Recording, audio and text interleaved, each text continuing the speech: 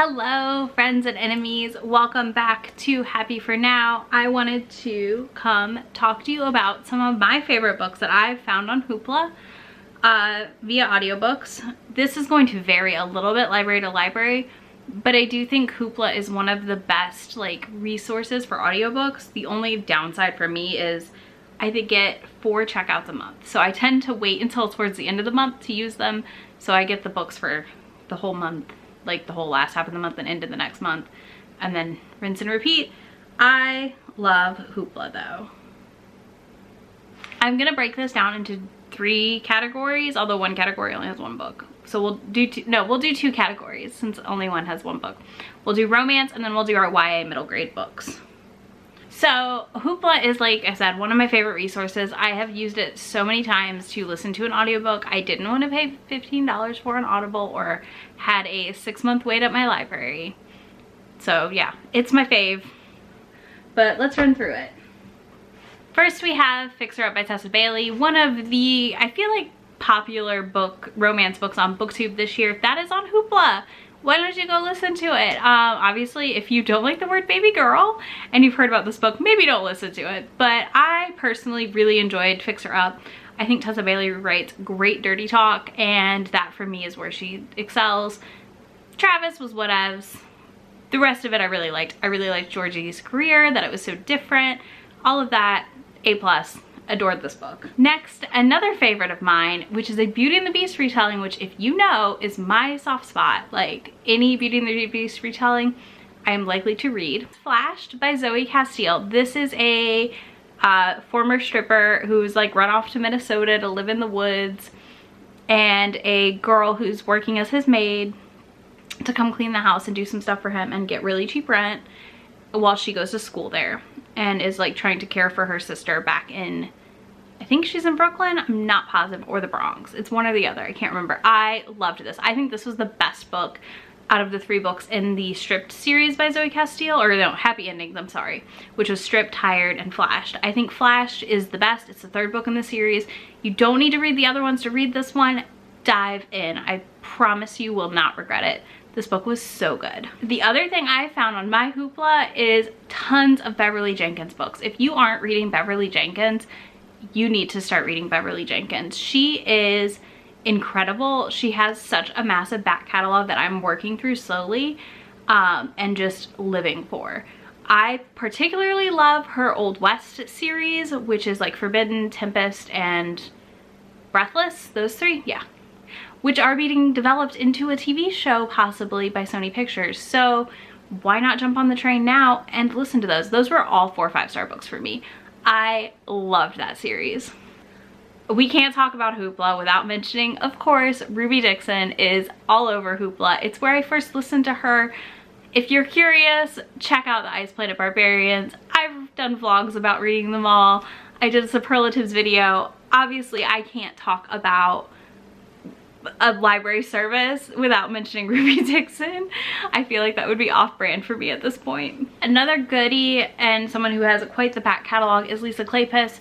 I don't believe Dreaming of You, my favorite Lisa Kleypas book, is on Hoopla that I've seen for audio, but I will say that I think the entirety of the Wallflower series is, and a bunch of her Ravenel books. If you're curious about her, I definitely think this is a great way to dive into her stories and give them a try.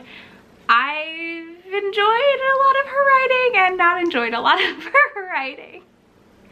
So there's that too.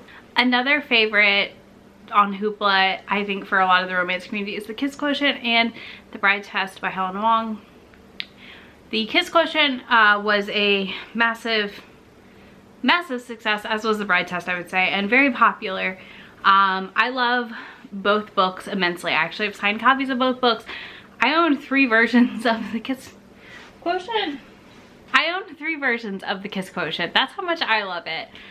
This is a autistic main character. She hires an escort to help her learn to be in a relationship and be intimate with someone, and they fall in love, and it's just the best.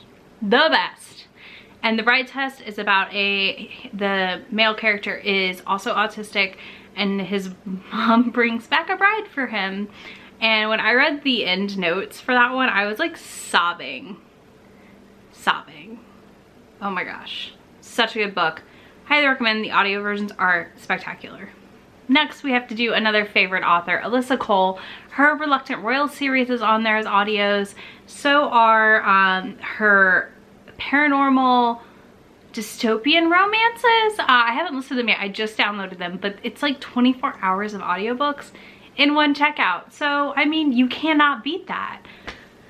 Highly recommend Alyssa Cole. In general, I've yet to find a book I don't love by her. She's another one of my like go-to authors.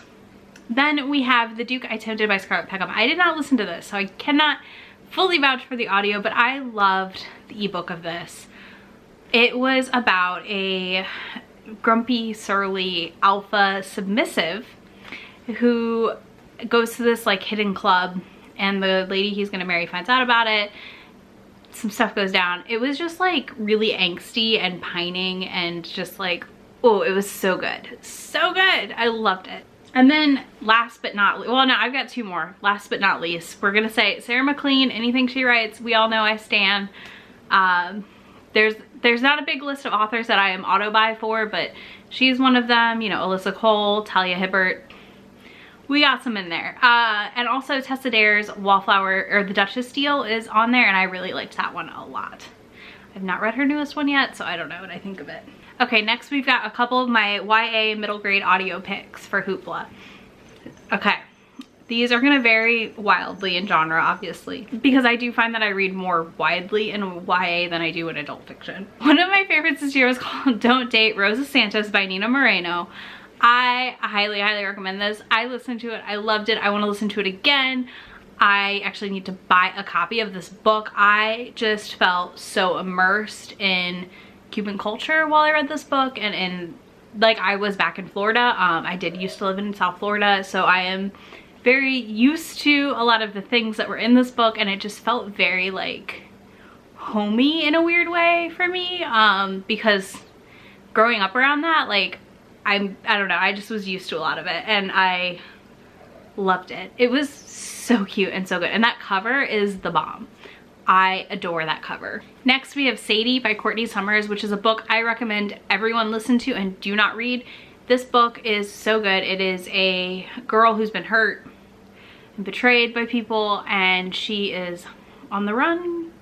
Some things happen, and it is intercut with podcast episodes exploring what happened in this town. It's a full voice cast. I honestly want to go listen to Sadie again.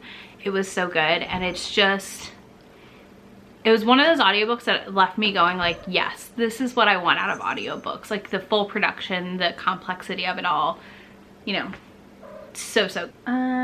Then we have The Poet X by Elizabeth Acevedo. I listened to this one. Elizabeth Acevedo reads it. She is a slam poet, so the audio on it is spec-freaking-tacular yet again. I also liked With the Fire on High on audio narrated by her.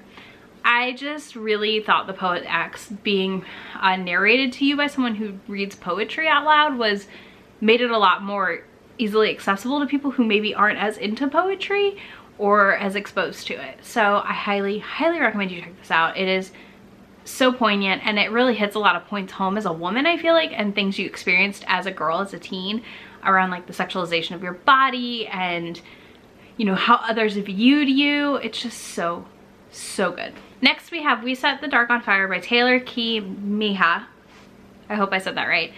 I also loved this. So a lot of people call it the Mexican Handmaid's Tale or Spanish Handmaid's Tale or whatever. Throw that out the window.